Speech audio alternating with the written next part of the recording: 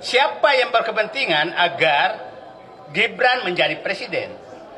Oligarki. Siapa yang berkepentingan agar Prabowo lemah? Oligarki. Siapa yang berkepentingan sehingga surat perintah 13 Oktober Solo itu terjadi? Itu oligarki.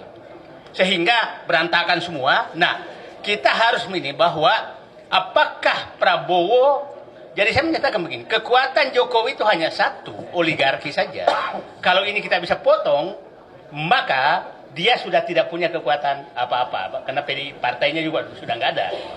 Nah, jadi mohon izin saya fokus bahwa ini oligarki, negara ini harus diambil alih oleh rakyat kembali dari oligarki. Dan ingat, di buku Prabowo sebenarnya yang diperjuangkan itu hanya dua. Dia menyatakan, saya masuk ke politik agar bisa membuat kebijakan untuk mengembalikan kedaulatan rakyat dari oligarki. Itu di bukunya beliau katakan. Paradoks. Yang kedua, menyatakan bahwa agar ekonomi kembali ke rakyat dari penguasaan oligarki. Nah, itu saya pikir yang ini. Jadi kita, kalau Pak Prabowo ini, kita semua dua orang ini mau membantu dia untuk melaksanakan bukunya dia itu, Paradoks Indonesia. Kalau beliau tidak melakukan, maka bisa jadi beliaunya jadi paradoks. Itu kan kita nggak mau. Kalau dia jadi paradoks, maka Gibran jadi presiden, gitu kan? Paradoks itu, Prabowo. Paradoks Prabowo. Nah, tapi itu saya nggak mau karena Gibran jadi presiden, gitu. Nah, Gibran presiden bertepuk tangan oligarki Pantai Utara Jakarta. Nah, terakhir saya ingin mengingat pemahaman kita bagaimana sih oligarki mencengkram negara ini dengan sangat terstruktur. Pra kemerdekaan itu oligarki itu membantu tentara rakyat memberikan makan. Dan ingat, oligarki saat itu bukan etnis yang oligarki sekarang. Saya nggak usah jelaskan supaya jelas. Jadi jangan oligarki sekarang seakan-akan berperan terhadap negara. Pada saat zaman kemerdekaan, oligarki yang etnis sekarang itu sama sekali tidak ada yang membantu tentara rakyat berjuang. Nah, Orde Lama, Bung Karno, itu oligarki yang kaya raya yang menyumbang. Monas, Garuda, itu dari Aceh. Bukan oligarki mereka. Pada saat Pak Harto itu, oligarkinya, kita sebut nama dulu Jimbaran, itu Pak Harto masih melarang mengambil tanah, masih melarang mengambil tambang, boleh berdagang, tapi di luar tidak boleh masuk ke mengambil hak-hak negara dan hak rakyat. Itu tegas, nggak bisa masuk. Nah, setelah reformasi, oligarki ini melakukan kudeta terhadap konstitusi. Dan kita harus paham, amandemen Undang-Undang Dasar 45 itu tidak lepas dari agenda mereka. Itu agenda mereka, sehingga itu gampang sekali diubah. Terus setelah itu masuklah kudeta dia 2015 oleh Jokowi. Nah, saat itu merasa bahwa ini sudah bebas sekali, maka dia ubah undang-undang apapun sesuai dengan dia, termasuk undang-undang Cipta Kerja.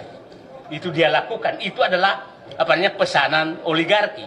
Setelah itu berhasil, udah ada pasang undang-undangnya, maka dia ubah menjadi PSN di mana-mana atas keinginan oligarki.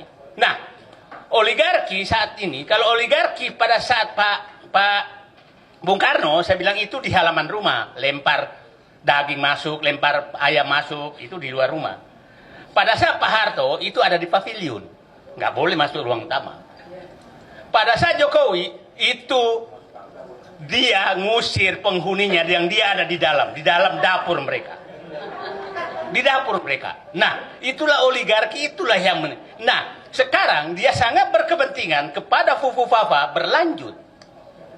Jadi, yang kita lawan ini adalah mengambil kembali kudeta negara ini oleh oligarki bersama dinasti Jokowi. Itu yang kita harus ambil alih. Dan kembalikan kedaulatan kepada rakyat dengan mekanisme yang ada. Nah, itu saya mutar-mutar semua itu yang terjadi. Coba bisa bayangkan, bulan Juni, itu bulan Juni atau Juli, dulu Jokowi menandatangani, contoh saja bagaimana oligarki. Juli dia tanda tangani Rempang, kerjasama Cina tentang Rempang di Cina sana, disaksikan Jokowi dan Jinping. Agustus, Menko Perekonomian Airlangga Hartarto yang tanda tangan di sana itu Bahlil. Kita harus mulai sebut nama supaya jangan mereka terus enak aja. Nama kita harus mulai sekarang karena kita harus identifikasi siapa sebenarnya alat-alat oligarki di negeri ini dan berbungkus politik. Airlangga Hartarto Agustus menyatakan menandatangani PSN Rempang. Bahlil langsung menyatakan 22 September Rempang harus kosong.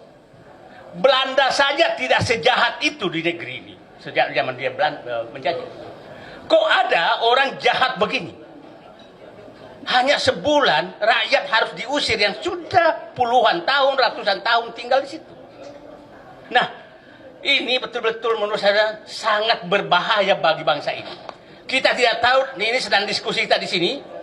Tahu-tahu nanti rumah kita sudah ditetapkan dengan PSN, maka kita digusur. Kita tidak tahu.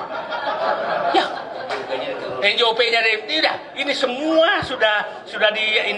Jadi jangan sampai Mbak Ibu merasa punya warisan ke anak Ibu, padahal sudah diambil semua oligarki dengan Jokowi sebagai bonekanya. Itu yang harus kita inikan. Nah, itulah coba bayangkan ada satu provinsi itu tanah izin macam-macam di provinsi itu ada 5 provinsi, ada satu tapi nggak bisa saya sebutkan supaya nanti dianggap provokasi lagi. Yang tanah-tanah yang diserahkan ke oligarki sudah lebih luas dari provinsi tersebut.